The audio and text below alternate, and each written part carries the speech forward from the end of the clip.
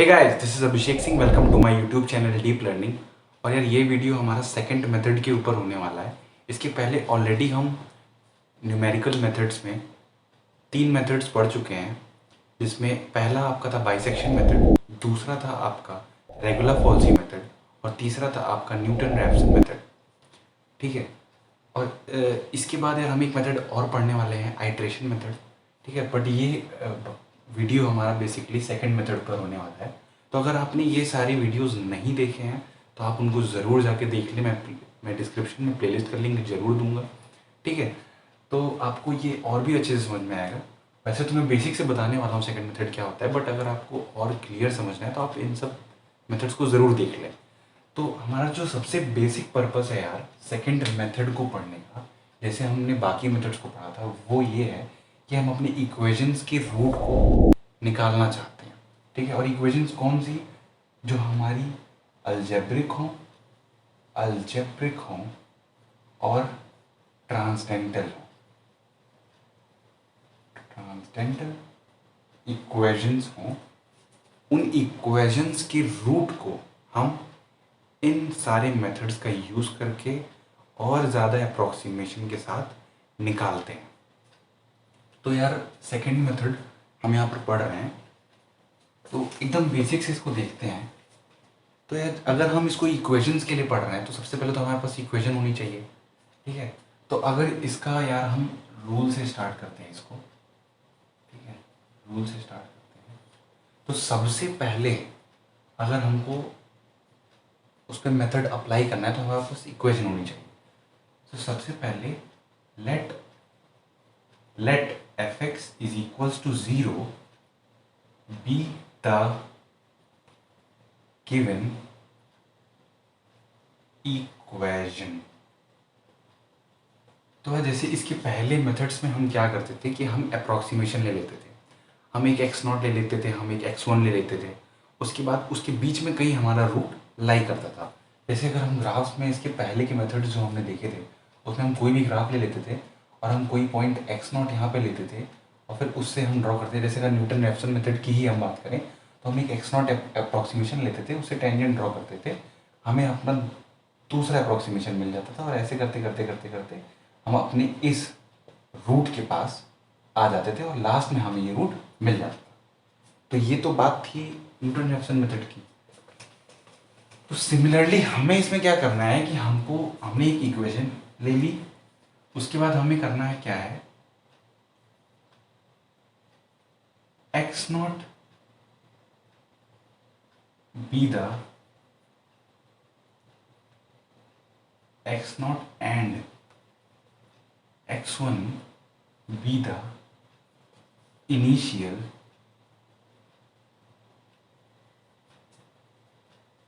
Approximation. तो ये हमारे दो इनिशियल अप्रॉक्सीमेशन होने वाले हैं, x0 और x1। तो क्या यार इसमें कोई कंडीशन नहीं लगेगी? क्या हम x0 x1 ऐसे ही ले लेंगे?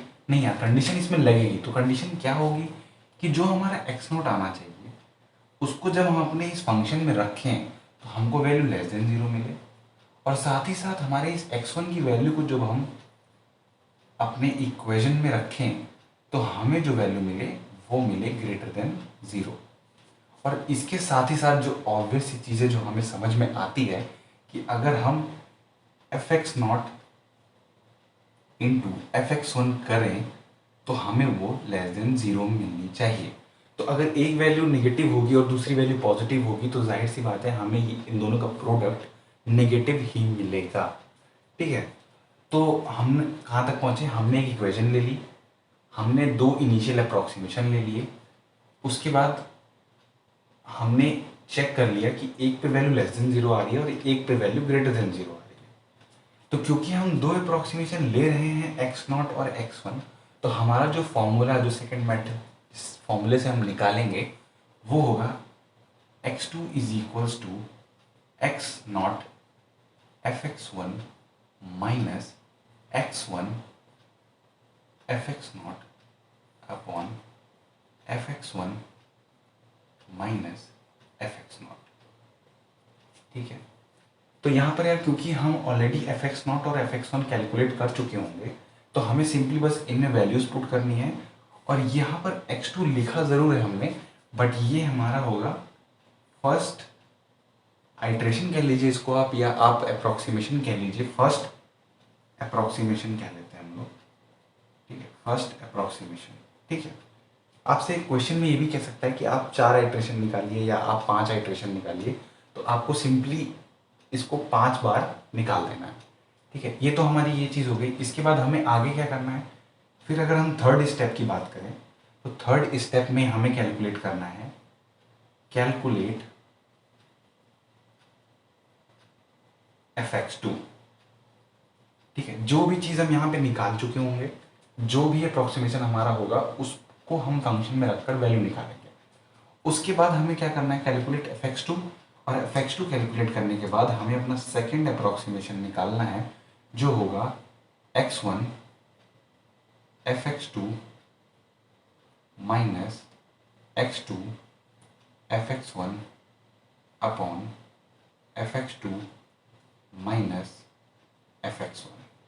तो बहुत ही सिंपल सा फॉर्मूला है यार, फॉर्मूले में कोई बहुत ज़्यादा डिफिकल्ट चीज़ नहीं है।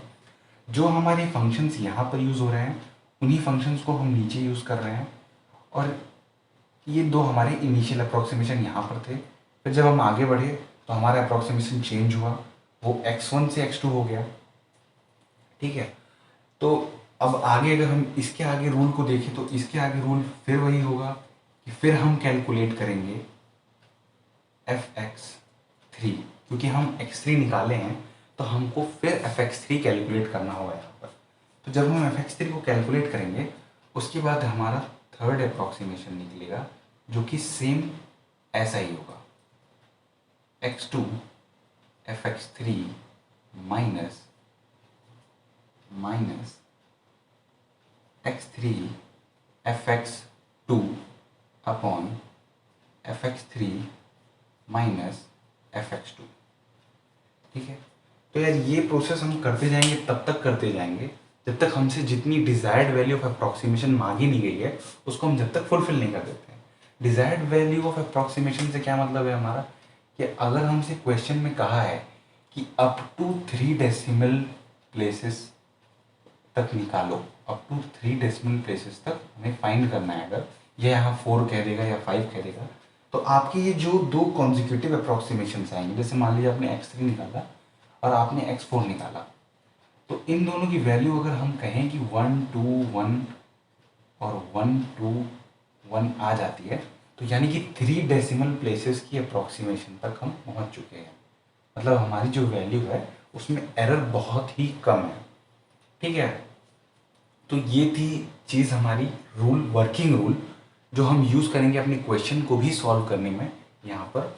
तो अगर इन चीज़ों को हम देखें और इनसे हम जनरल एक फॉर्मूला बनाना चाहें अपने सेकंड मेथड के लिए, तो क्या हम बना सकते हैं?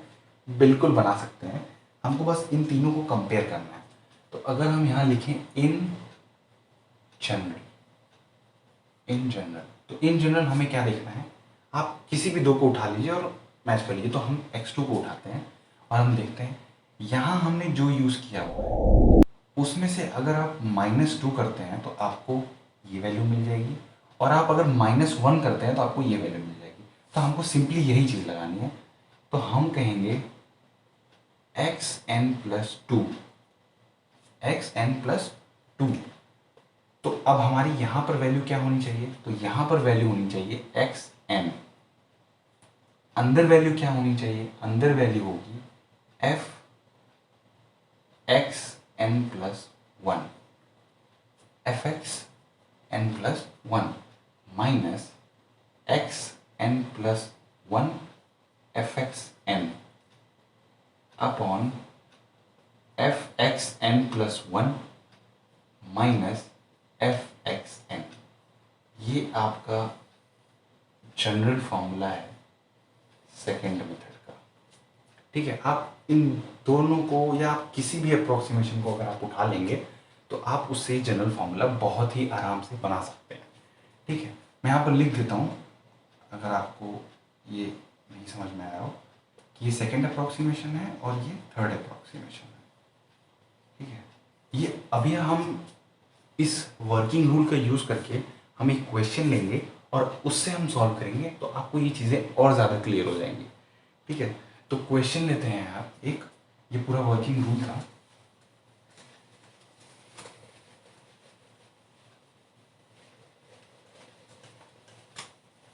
तो अगर हम क्वेश्चन लेते हैं, और क्वेश्चन क्या है, क्वेश्चन है कि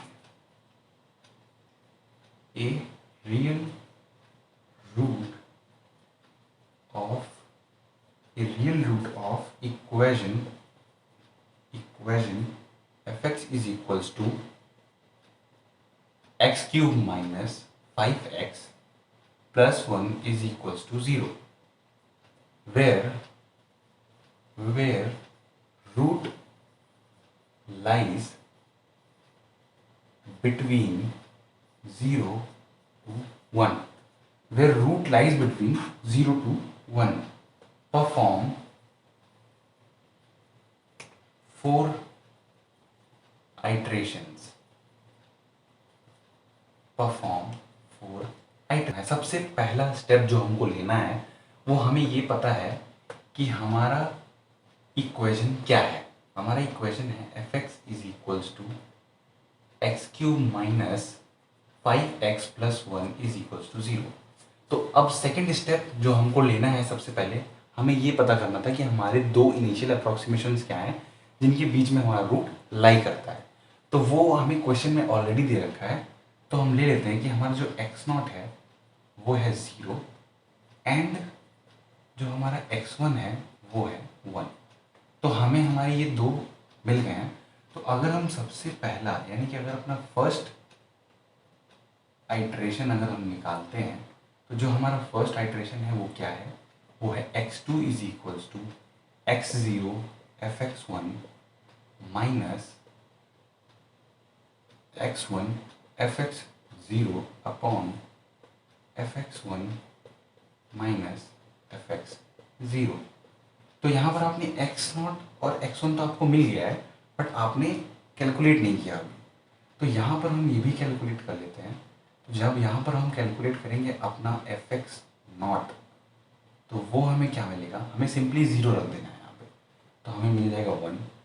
और अगर हम कैलकुलेट करते हैं अपना fx1, तो हमें वैल्यू 1 रखनी है इसमें, तो 1 प्लस 1 2 माइनस 5, तो हमें वैल्यू मिल जाएगी -3। हमें सिंपली इन वैल्यूज़ को इसमें पुट कर देना है। तो जब हम पुट करेंगे तो हमें मिलेगा, ये हो जाएगा 0 इंटू fx1 की वैल्यू है -3 माइनस x1 की वैल्यू है 1, fx0 की वैल्यू है 1 अपॉन fx1 की वैल्यू है -3 माइनस fx0 की वैल्यू है 1। तो जब हम इसको सॉल्व करेंगे तो हमें मिलेगा ऊपर -1 नीचे -4 इज इक्वल्स टू 1/4। या हम ये भी कह सकते हैं कि यहाँ पर जो हमें वैल्यू मिलेगी वो है 0.25। तो अब ये हमारे x2 की वैल्यू हो गई, ये हमारे x2 की वैल्यू हो गई। तो अब इतना निकालने के बाद हम आगे बढ़ेंगे और हम अपना सेकंड आइट्रेशन निकालेंगे, क्योंकि हमको यहाँ 4 आइट्रेशंस निकालने के लिए बोला गया है क्वेश्चन में। तो अब हम बढ़ेंगे अपने सेकंड आइट्रेशन की तरफ। सेकंड आइट्रेशन में हम क्या करेंगे, हम करेंगे x3 is equals to x1 fx2 minus x2 fx1 upon fx2 minus fx1। तो अब इस फॉर्मूले में पुट करने के लिए हमारे पास जो वैल्यू होनी चाहिए वो होनी चाहिए हमारे पास fx2 की वैल्यू, क्योंकि fx1 की वैल्यू हमारे पास ऑलरेडी यहाँ पर है। तो हमें चाहिए fx2 की वैल्यू। तो fx2 की वैल्यू हमें कैलकुलेट करनी पड़ेगी। तो अगर हम यहाँ पर कहीं कैलकुलेट कर लेते हैं fx2 यानी कि f.25, जब हम इस 0.25 की वैल्यू को इस फंक्शन में रखेंगे तो हमें वैल्यू क्या मिलेगी, तो हमें जो वैल्यू मिलेगी वो है -0.234375, ये वैल्यू हमें मिलेगी। तो अब सिंपली हमें वापस से ही इसी चीज़ को इस फंक्शन में यानी कि इस फॉर्मूले में पुट कर देना है और हमें x3 की वैल्यू मिल जाएगी। अब मैं बार बार इसको सॉल्व नहीं कर रहा हूँ, मैं डायरेक्ट वैल्यूज़ को लिख दे रहा हूँ क्योंकि मैंने ऑलरेडी सॉल्व कर रखा है इसको। क्योंकि अगर हम इतने बड़े बड़े कैलकुलेशंस यहाँ पर करेंगे तो फिर बहुत ही लंबा ये वीडियो हो जाएगा। ठीक है, हमें कंसेप्ट को समझना है, क्वेश्चंस तो हम कर ही लेंगे। ठीक है, तो इस x3 की वैल्यू क्या आएगी? x3 की वैल्यू आएगी 0.18441। तो ये हमारे दो आइट्रेशंस हो गए, 18641। तो अब इसको डिवाइड कर लेते हैं और उसके बाद हम लिखेंगे थर्ड आइट्रेशन। तो जब थर्ड आइट्रेशन हम निकाल रहे होंगे तो यहाँ पर हम लिखेंगे x4 is equals to x2 fx3 minus x3 fx2 upon fx3 minus fx2। तो हमें अब यहाँ पर क्या पता होना चाहिए? हमें वहाँ पर पता होना चाहिए fx3 की वैल्यू, क्योंकि हमारे पास fx2 की वैल्यू ऑलरेडी है। तो हमें यहाँ fx3 कैलकुलेट कर लेना है, यानी कि f 0.18641। तो जब हम इस वैल्यू को इस फंक्शन में यानी कि इस इक्वेशन में जब हम पुट करेंगे तो हमें जो वैल्यू मिलेगी वो है 0.074276। ठीक है, ये वैल्यू हमें मिलेगी।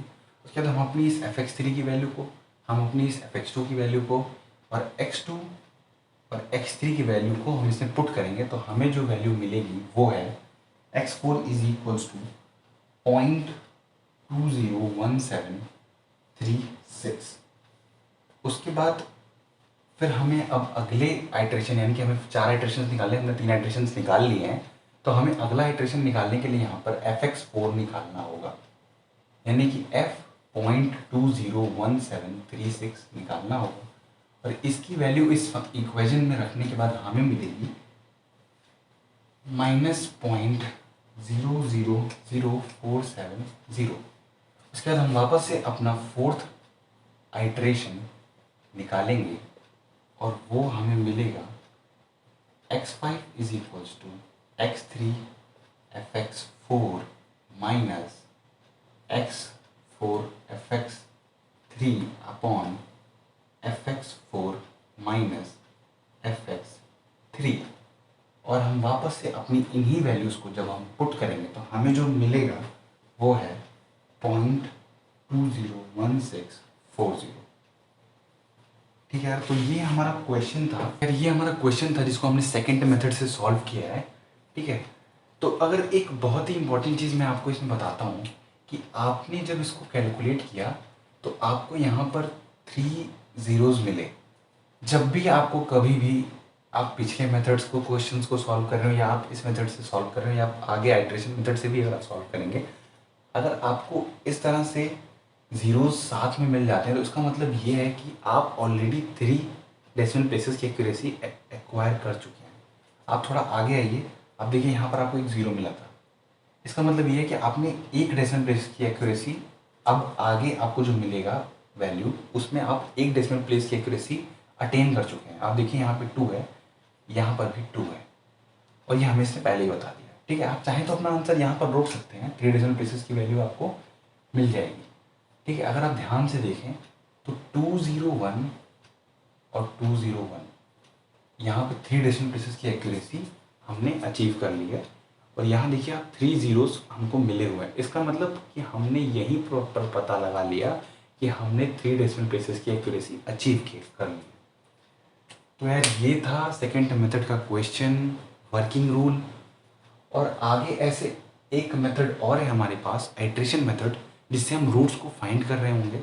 ठीक है, तो अगर आपको यार ये अप्रोच पसंद आया हो, ठीक है, अगर आपको ये तरीका पसंद आया हो तो इस वीडियो को लाइक, शेयर, सब्सक्राइब ज़रूर करें।